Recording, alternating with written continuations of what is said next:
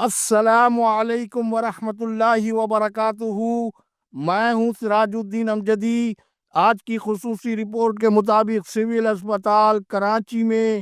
Cancer ادویہ کے scandal پر ایک اور نیا اسکینڈل۔ محکمہ سے سندھ میں ترقی حقداروں کو ملے گی یا پیسوں پر نیلام ہوگی؟ کیڈر چینج کے قانون پر عدالت کے حکم کے مطابق عمل ہوا تو محکمہ صحت سندھ میں منظرنامہ بدل جائے گا۔ سروائیکل کینسر سے بچاؤ کی قومی ویکسینیشن مہم ملک میں پہلی بار 15 ستمبر سے شروع ہونے جا رہی ہے۔ جن ناظرین نے اب تک چینل کو لائک اور سبسکرائب نہیں کیا ہے وہ اپنی جان و صحت کے حوالے سے سرکاری، نجی اور صحت کی عالمی خبروں اور سرگرمیوں سے باخبر رہنے کے لیے پہلے چینل کو سبسکرائب ضرور فرما لیں۔ جن دوستوں نے چینل کو سبسکرائب کر لیا ان کا تہ دل سے شکریہ۔ ناظرین کرام، ڈاکٹر رود کے ایم فاؤ سول اسپتال کراچی میں کینسر کے مرتے مریضوں کی مفت ادویہ کے پہلے اسکینڈل کی گتھی ابھی سلجھی نہیں تھی کہ ہسپتال کے موجودہ ایم ایس ڈاکٹر خالد المعروف حاجی جی بخاری کلینک والوں کی نگرانی میں ادویہ کینسر کا ایک اور نئے اسکینڈل کا انکشاف ہو گیا ہے، جس کا اجمالی پہلو یہ ہے کہ سابق M S doctor Rubina Bashir اور بھگوڑے اکاؤنٹنٹ وہاب اللہ یوسفانی کے دور میں جس کمپنی سے دوا خرید کر اس وقت کے سب ذمہ داروں نے بہتی گنگا میں خوب جی بھر کر کینسر کے ان مریضوں کی قبروں پر مٹی ڈالے بغیر خوب ہاتھ دھوئے اور صاف کیے تھے، اسی ڈرامے کو نئے حالیہ مالی سال 2025-26 میں جب ابھی سینٹرل پروکیورمنٹ میں ٹینڈر کا عمل ہونا باقی ہے، ڈاکٹر خالد حاجی جی بخاری کلینک والوں نے کینسر ادویہ کی خریداری کا عمل پوری صفائی سے مکمل کر دیا ہے۔ سول اسپتال کراچی میں پبلک پرائیویٹ پارٹنرشپ میں قائم اس کینسر وارڈ جو سابق vice chancellor university of health sciences و سابق ایم ایس پروفیسر محمد سعید قریشی کے علاوہ ڈاکٹر نور محمد سومرو کی انتھک کوششوں سے مخیر حضرات کے مالی تعاون سے نہ صرف یہ وارڈ قائم ہوا تھا بلکہ کینسر کے رجسٹرڈ مریضوں کو ڈاکٹر نور محمد سومرو کی ریٹائرمنٹ تک لاکھوں روپے کی مفت ادویہ شفاف طریقے سے مل رہی تھی۔ لیکن مذکورہ دونوں شخصیات کے ریٹائر ہونے کے بعد موجودہ خلاف قانون ایم ایس نے مخیر حضرات کی لکی تختیوں کو اکھڑوا کر پھینکوا دیا اور کینسر وارڈ کو نان آنکولوجسٹ ڈاکٹر شمائلہ کی سربراہی میں ڈپارٹمنٹ میں ڈاکٹر راجہ راہول اور doctor Millia post graduate oncologist کی موجودگی کے باوجود کینسر کی حساس ادویہ کی خریداری کے عمل سے ان لوگوں کو باہر رکھ کر ہسپتال میں سینئر ترین فارماسسٹ کی موجودگی کے باوجود جونیئر ترین فارماسسٹ ڈاکٹر سنجے کمار کی معاونت سے بنگلہ دیش کی اسی کمپنی کی دوا جس کی مارکیٹ میں قیمت 10 سے 15 ہزار روپے بتائی جاتی ہے، وہی دوا لاکھوں روپے میں خرید کر پیدائشی وارداتیے ایم ایس نے آئی واش کے لیے پروفیسر کی اپنی کمیٹی تشکیل دے کر مذکورہ ادویہ کی گزشتہ روز شیلف رہنمائی کا ڈرامہ بھی سٹیج کر دیا ہے۔ خلاف قانون کرپشن کی شہرت رکھنے والے مذکورہ افسر کی دوا چوری کے دعوے کی حقیقت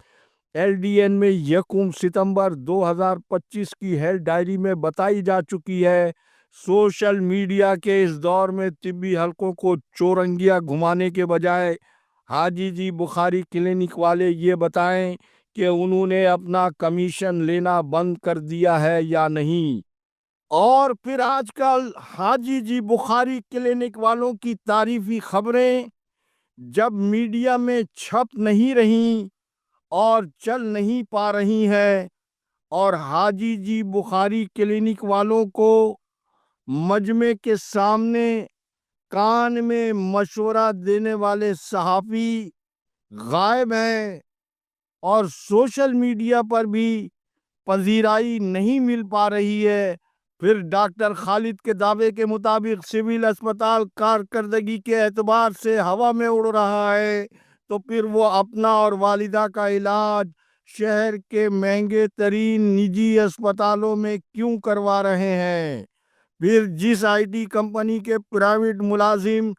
ذات خان پر قاتلانہ حملے کے بعد آپ سرکاری ملازمین کو اس پر قاتلانہ حملے میں ملوث عناصر کی گرفتاری کے لیے مظاہرے اور احتجاج کروا رہے تھے، تو وہ ذات خان آسٹریلیا جانے پر کیوں مجبور ہوا اور کس نے اسے وطن چھوڑنے پر مجبور کیا؟ اسی طرح جب ڈاکٹر نصر اللہ خان کو حکومت سندھ نے اینٹی کرپشن کی تحقیقات کے بعد معطل کیا، تو ڈاکٹر خالد عوام کو بتائیں کہ انہوں نے ڈاکٹر نصر اللہ خان کی معطلی کو لیاری جنرل اسپتال میں تبادلہ کرانے کا کتنا نذرانہ وصول کیا۔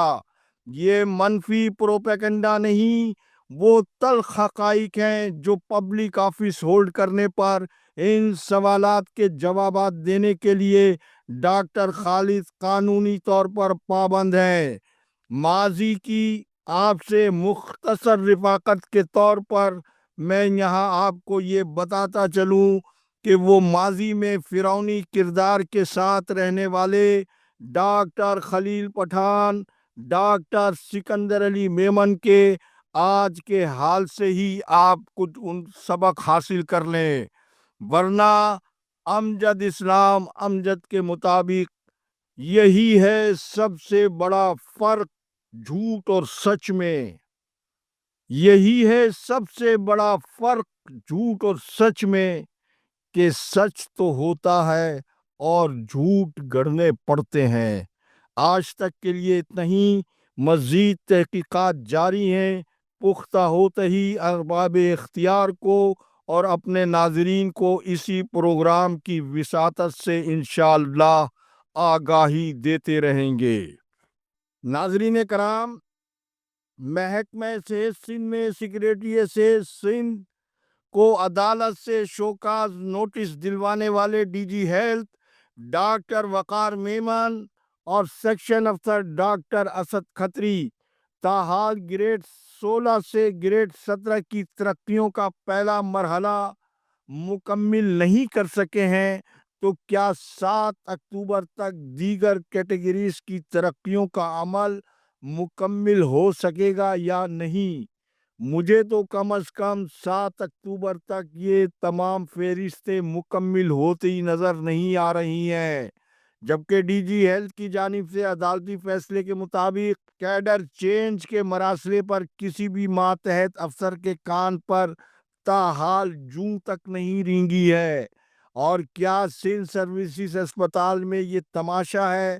کہ مشکوک ڈسپنسر منصور خان کم گریڈ کو 16 گریڈ کی اسامی پر مین اسٹور میں اسٹور کیپر اور اصل اسٹور کیپر 14 گریڈ قادر بخش برفت کو